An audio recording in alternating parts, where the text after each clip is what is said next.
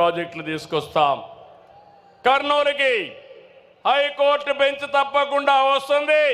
ఇప్పటికే రికమెండ్ చేశాం. దీన్ని తెచ్చే బాధ్యత తీసుకుంటామని మరొక్కసారి హామీ ఇస్తున్నాను.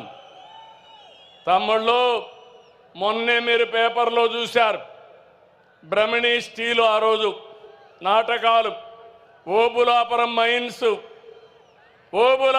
మైన్స్ పేరు పెట్టుకొని దొంగ వ్యాపారం చేసి ఇనుప ఖనిజాన్ని విదేశాలకు తరలించేశారు.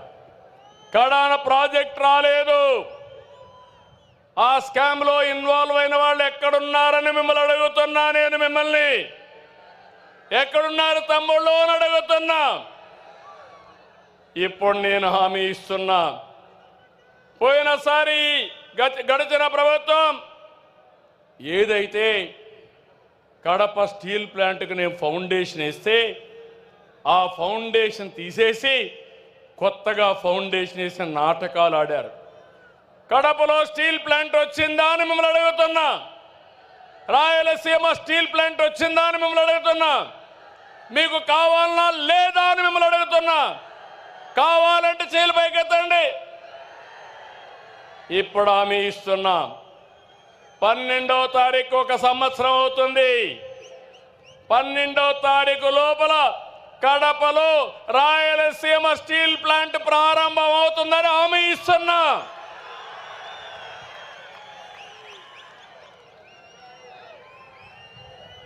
దీనివల్ల ఫేజ్ 1లో 4,500 కోట్లు, 3,000 మందికి ఉద్యోగాలు వస్తాయి. అదే మరి ఫేజ్ 2 కూడా వస్తే ఇవన్నీ పూర్తి అవుతాయి. కొప్పర్తి, ఓర్వకల్లు ఇండస్ట్రియల్ పార్కులకు 2కి 5,000 కోట్లు వస్తాయని చెప్పి కూడా నేను మీకు తెలియజేస్తున్నా. డబ్బులు ఇచ్చాం, టెండర్లు పిలిచాం, తొందరలోనే పని ప్రారంభిస్తాం. నీటి విలువ, రైతు కష్టం తెలిసిన పార్టీ తెలుగుదేశం. రాయలసీమకు సాగునీళ్లు ఇవ్వాలని ఆలోచన చేసిన యుగ పురుషుడు నందమూరి తారక రామారావు గారు. అవునా కాదా తమ్ముళ్ళు అని అడుగుతున్నా. రాష్ట్రానికి రాబోయే రోజుల్లో తెలుగు గంగా, కేసీ కెనాల్, హంద్రి నీవా, గాలేరు నగరి, ముచ్చుమర్రి ఇలాంటి ప్రాజెక్టులన్నీ మనమే ప్రారంభించాం.